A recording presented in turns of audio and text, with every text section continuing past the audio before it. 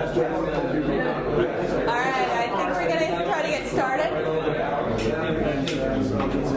So, welcome to the second day of the VEST conference. We're going to start off with a patient presentation. Let's see if this is working. May not be working today. Okay. So this is BA, 22-year-old female. She presents with nausea, abdominal discomfort, flank pain following a spontaneous vaginal delivery. She is actually just 5 days postpartum from a spontaneous vaginal delivery. She was recently admitted to the hospital that she delivered from and placed in the ICU for anemia. She had received 3 units of packed red blood cells. Past medical history. She has a history of tuberous sclerosis, seizure disorder, cardiac rhabdomyomas, asthma, depression, and she's never had surgery. She's not allergic to anything. She does take medications for her seizures and a prenatal vitamin. She smoked for 1 year but had quit previously when she became pregnant. She denied any alcohol or drug abuse. She also had a father who had tuberous sclerosis. On exam, when she arrived in our ER, she was tachycardic to 107. Her blood pressure was stable at 125/68. She did have many of the sequelae of having tuberous sclerosis, including adenoma sebaceum along her nasolabial folds. She also had a markedly distended abdomen that was not tender. She had no flank ecchymosis. She did have stria present, and she, of course, had just had a baby. Her hematocrit was 25%. We did not have... we did have her hematocrit from the outside hospital. They'd given her 3 units, and she'd come up to 29 prior to presenting to us. Her white count was normal at 8. Her creatinine was 0.7, giving her GFR of 125. So you have a 22-year-old female with a history of tuberous sclerosis. She presents with persistent pain and anemia following a spontaneous vaginal delivery. And where is the pain? Mainly in her abdomen. And her urinalysis, I missed it. Was it clear? We didn't have it. She had no gross hematuria. It was clear. Well, obviously, since this is urology and it's tuberous sclerosis, we're curious on what's going on in the kidneys. So I assume you're going to show me a CAT scan next. Is that right? You are correct. We are. So this is just a fascinating CAT scan. As you'll see, both of her kidneys have pretty much completely been replaced by an AML. You'll see that there's a hemorrhage. My finger showing? Yeah. Sort of at the anterior medial aspect on the right side. We could not identify any normal renal parenchyma. Also, I do not know where a baby fit in there. You can see this, I like this just because where her bowels are kind of squished up to. Her abdomen is almost completely taken up by 2 very large AMLs.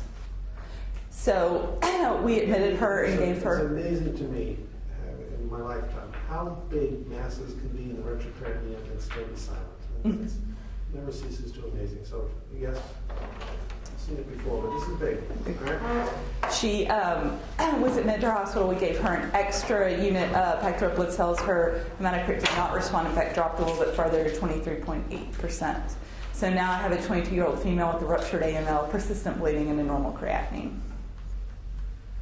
Well, I mean, the way you normally treat AML is to find the site of bleeding with your IR guys who you know are slick. Just go back and look at those films again. Do we have any normal renal parenchyma anywhere? Not that we can identify, which is why we were also amazed that her creatinine was 0.7. And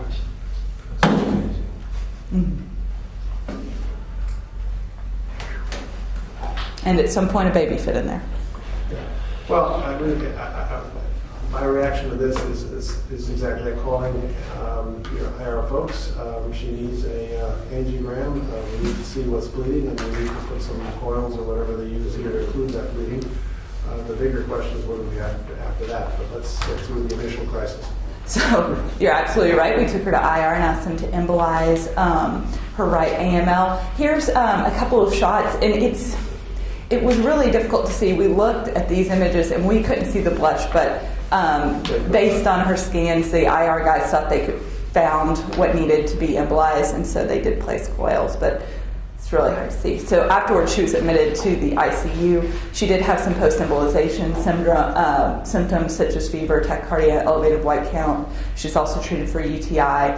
Her hematocrit stabilized at 30. Her creatinine remained 0.6. She was discharged home on post-op day 5. She's actually been doing fairly well. She does not like having such a distended abdomen and has been back to ask us to remove the AMLs, which we won't do because we're not sure she could survive it. So really, it's complicated. We're not sure what we're going to do with her in the future. There's not really room for... It's, her creatinine right now is normal, but it's probably just a matter of time before she has another bleed. We did recommend that she not get pregnant again, as that can increase your risk. But time will tell on her. There's no room to put a transplant in there. She doesn't really need a transplant right now, but if we tried to take the AMLs out or the kidneys out, I'm not sure she would survive the process. Have you ever heard of anybody trying mTOR inhibitors or any of the angiogenesis drugs on these to kind of actually just shrink them, taking a vascular approach to anything? I was thinking slightly along different lines. I mean, you either through a CTA, MRI, or something to get a better feel for your vascular distribution here, and but I guess there's an AML at the end of every single blood vessel, right? Mm-hmm. So you just can't. It's not like you can pick them off one by one. You're just killing kidneys. So given the chemotherapy, no, I've not heard of that. That's a tour de force to take without surgically. So, and when you're done, you're not going to have a kidney anymore. So you're going straight to dialysis. So he's not in a rush to do that. Yeah. This is. Thank you. I'm glad it's your patient. Please do not transfer to Connecticut. This is where sometimes nature defeats you, and you just have to play out. And you're right. I'm astounded her creatinine is as good as it is, and I therefore want to treat as minimal as possible. She just has to know when she gets lightheaded or dizzy or starts having any symptoms of hypovolemia, she's got to make her way straight back to IR, and they're going to do this again and again and again. The question is, did you see any shrinkage of the mass post, or you haven't done a CT? We haven't done another CT. Because I'd be curious to see how much, if you've embolized necrostat, how much volume loss do you get from that? You might get some, but you're never going to get a huge dent, svelte abdomen out of this. And the question is also, are they going to will they grow further? What type of follow-up are you recommending? A CT scan a year from now or something? Or have you even thought about that? We really haven't even gotten that far. We were discussing what to do with her next, and she hasn't been real reliable about coming back to her appointment. So she was supposed to come back in 3 months and hasn't. Is she mentally a little deficient, or is she? She is not mentally retarded. So we got a plus there. Yeah, she does have the seizure disorder, but she. I would say she's probably normal for rural Virginia. Yeah. I don't mean that in a bad way at all. Like, no, that looked terrible. She is. She's not. Have you counseled her on again birth control and stuff? Yes, but she did not seem real keen on taking our advice. See, that's a problem. See, you got somebody whose pregnancy and delivery is a real risk factor. If young women don't even know, she's going to try to get pregnant. But the only thing I can think is you do another CT a year from now, carefully compare the two, see if you have accelerated growth in any area of one of the kidneys, and then I maybe would selectively embolize that. But then even that's I'm stretching here a little bit. But what's killing her is what will be most likely to rupture are the most rapid growing components of that. Whether you can even see a differential function, but I think a follow-up CT scan just for interest alone to see if they've gotten bigger.